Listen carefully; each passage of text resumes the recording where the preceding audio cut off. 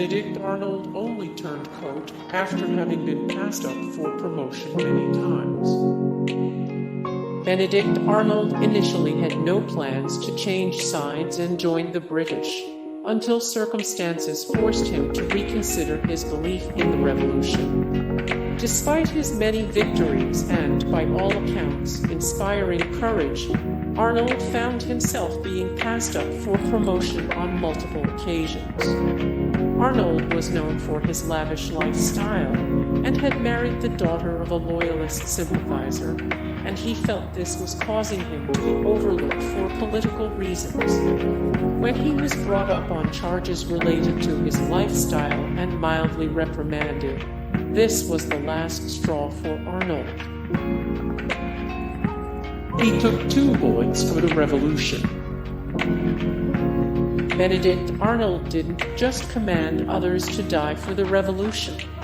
He got right on the front lines of battles and put his own life at risk on multiple occasions. This led to Arnold having a few brushes with death. On 2 separate occasions, Arnold had horses shot right out from underneath him. He was shot himself on 2 other occasions, including the famous shot to the leg that ended his attempted capture of Quebec. The British thought of him, the most enterprising and dangerous American general, and the American Hannibal.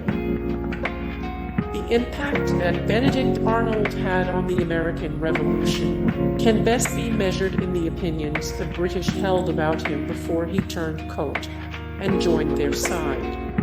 The British thought of Arnold as the most enterprising and dangerous American general. As an ultimate sign of respect, some even referred to him, the American Hannibal, in a nod to the legendary general from Greek antiquity, considered the greatest military strategist in world history by some. Arnold personally stopped the British invasion of New York in 1776.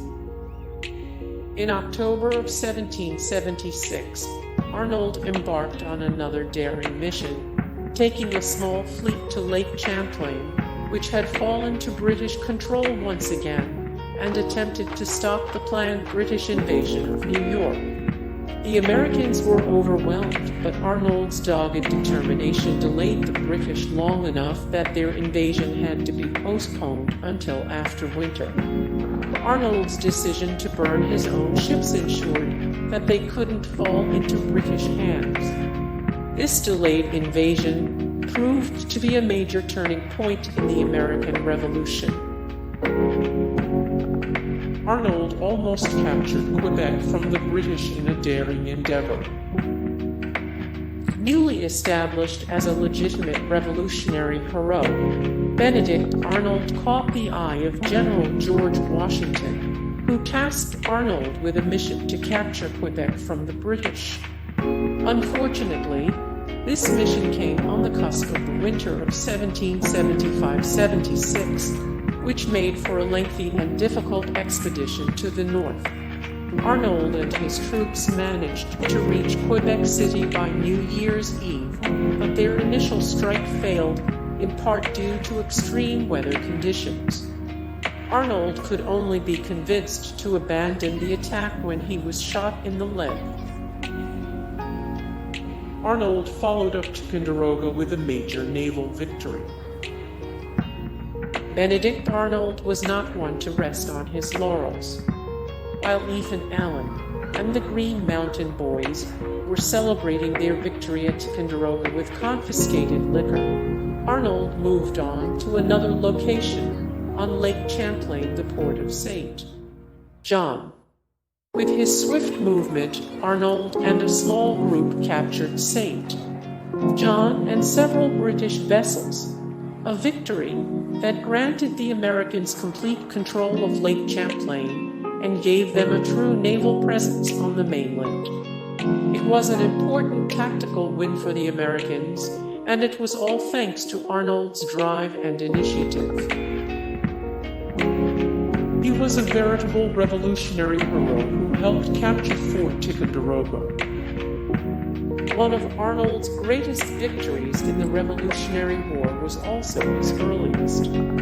After connecting with other rebels, Arnold was ordered to recruit a regiment and take the valuable, if lightly defended, Fort Ticonderoga.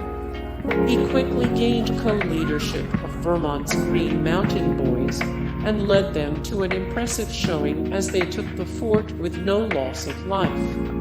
Benedict Arnold and his co-commander Ethan Allen's bold decision-making was credited for the success of the nocturnal attack. Benedict Arnold was one of the earliest people to form a revolutionary militia and join the Sons of Liberty. Benedict Arnold wasn't a revolutionary bandwagoner. He was an early adopter of the movement to throw off Britain's imperial shackles. As a successful merchant, Britain's harsh tax acts personally affected Arnold's profits, and he secretly joined the Sons of Liberty organization in the 1760s, more than a decade before the Revolution actually began. From there, Arnold set about forming his own militia, Connecticut's Second Company of Foot Guards, and when the Revolutionary War broke out, he took quick action to arm his group. Arnold had done the footwork to prepare for revolution, and he and his company were able to join the fray almost immediately. Hey guys, thank you so much for the support and likes and comments down below, and also thank you so much for watching, and I look forward to see you in the next video. Then take care, bye.